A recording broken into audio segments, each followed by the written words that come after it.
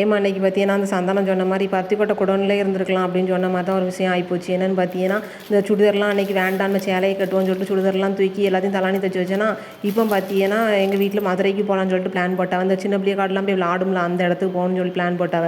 ஆனால் சரி அங்கே போனால் பாமுழுத்தும் சேலையை கட்டி நான் எப்படி நிற்பேன்? திடீர்னு தண்ணி கிணியில் நனைஞ்சாக்கா என்னால் சமாளிக்க முடியாது. சேலை கெட்டு படிச்சிருக்கோம், ஆனால் பாமுழுத்தும் கட்டிட்டு நிற்க படிச்சிருக்கோமா இன்னும் அப்படி இல்லை.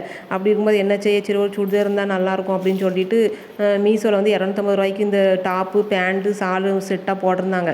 சரி மே 7 தான் பிளான் போட்டாங்க. சரின்னு சொல்லிட்டு இது ஒன்று நான் ஆர்டர் போட்டேன். இது ஒன்று வச்சுக்கிட்டோம்னா முதல்ல நனைஞ்சிட்டோம்னா அதுக்கப்புறம் எடுத்து சேலை கட்டிக்கலாம். அந்த ஒன்று இருந்தால் போதும்னு சொல்லிட்டு ஆர்டர் போட்டு வந்தாச்சு.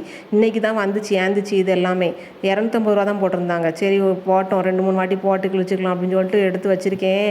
கடைசியில் பார்த்தீங்கன்னா இன்றைக்கி மே 4ல் ப்ரோக்ராம் வந்து கேன்சல் ஆமாம். ஏன்னா இந்த வேற ஒரு கல்யாண வீடு வருது, அதான் கேன்சல் பண்ணிட்டாங்களாம். இப்போ பார்த்தீங்களா என்ன ஆகி போச்சு நிலமன்னு.